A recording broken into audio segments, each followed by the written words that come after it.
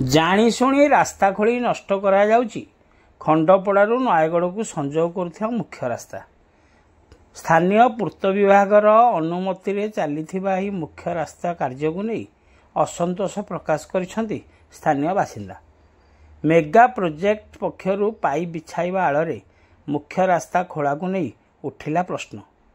ପୂର୍ତ୍ତ ବିଭାଗ ପକ୍ଷରୁ ନିଆଯାଉ ନାହିଁ ଏଥିପାଇଁ ଉଚିତ ପଦକ୍ଷେପ। ପୂର୍ତ୍ତ ବିଭାଗ ଅଧିକାରୀଙ୍କ ଭୂମିକାକୁ ନେଇ ମଧ୍ୟ ସନ୍ଦେହ ସୃଷ୍ଟି। ଘଟଣାରୁ ଜଣାପଡ଼ିଛି, ଖଣ୍ଡପଡ଼ାରୁ ନୟାଗଡ଼କୁ ସଂଯୋଗ କରୁଥିବା ପୂର୍ତ୍ତ ବିଭାଗ ମୁଖ୍ୟ ରାସ୍ତା ଅବସ୍ଥା ଦିନକୁ ଦିନ ବର୍ତ୍ତମାନ ଶୋଚନୀୟ ହେବାରେ ଲାଗିଛି। ଏପରିକି କେଉଁଠାରେ ରାସ୍ତା ଦବିଗଲାଣି ତ କେଉଁଠାରେ ଫାଟ ସୃଷ୍ଟି ହୋଇଥିବା ଦେଖିବାକୁ ମିଳିଛି। ଏଥିପାଇଁ ମଧ୍ୟ ସ୍ଥାନୀୟ ପୂର୍ତ୍ତ ବିଭାଗୀୟ ଅଧିକାରୀମାନେ ଦାୟୀ। କାରଣ ଆପଣମାନେ ଜାଣିଥିବେ, ପୂର୍ବ ସରକାରଙ୍କ ସମୟରୁ ଖଣ୍ଡପଡ଼ା ନିର୍ବାଚନ ମଣ୍ଡଳୀ ବାସୀଙ୍କ ନିମନ୍ତେ ବିଶୁଦ୍ଧ ପାନୀୟ ଜଳ ଯୋଗାଇ ଦେବା ପାଇଁ ମେଗା ପ୍ରୋଜେକ୍ଟର କାର୍ଯ୍ୟ ଚାଲୁ ରହିଛି, ଯାହାକି ଆଜି ପର୍ଯ୍ୟନ୍ତ ଶେଷ ହେଉନାହିଁ।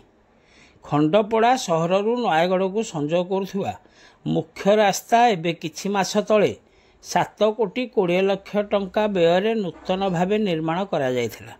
କିନ୍ତୁ ଏହି ରାସ୍ତାର ପାର୍ଶ୍ୱରୁ ପ୍ରାୟ 5 ଫୁଟ ଓସାର ରାସ୍ତାକୁ ପାଇପ୍ ବିଛାଇବା ଆଳରେ କାର୍ଯ୍ୟ ଚାଲୁ ରଖିଥିବା GVPR ଇଞ୍ଜିନିୟର୍ସ ଲିମିଟେଡ୍ ନାମକ ଏକ ଘରୋଇ ସଂସ୍ଥା ଖୋଳି ପାଇପ୍ ପକାଉଥିଲା ଏବଂ ଏଥିନେଇ ସ୍ଥାନୀୟ ପୂର୍ତ୍ତ ବିଭାଗ ଅଧିକାରୀଙ୍କୁ ଏହି ରାସ୍ତାର ସ୍ଥାୟିତ୍ୱ ନେଇ ପ୍ରଶ୍ନ କରାଯିବା ସହିତ ଏହିପରି ଭାବେ ଚାଲିଥିବା ରାସ୍ତା କାର୍ଯ୍ୟ ପ୍ରତି ଅବଗତ କରାଯାଇଥିଲା। ଉତ୍ତରରେ ଏହି ରାସ୍ତାର କୌଣସି ଅସୁବିଧା ହେବ ନାହିଁ ଏବଂ ଉପଯୁକ୍ତ ଢଙ୍ଗରେ ଏହି ରାସ୍ତା ନିର୍ମାଣ କରାଯିବା ନେଇ ପ୍ରତିଶ୍ରୁତି ମିଳିଥିଲା।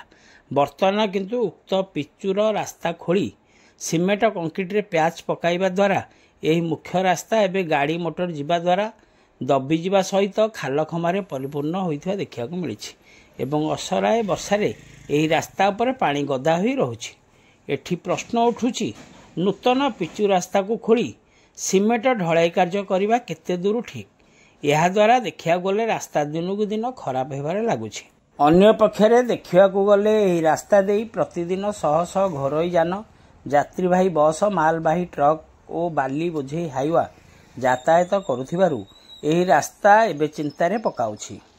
ଏହିପରି ରାସ୍ତା ଖୋଳି ଯଦି କାର୍ଯ୍ୟ ଚାଲୁ ରହେ ତେବେ କୌଣସି ମୁହୂର୍ତ୍ତରେ କିଛି ବି ଅଘଟଣ ଘଟିପାରେ।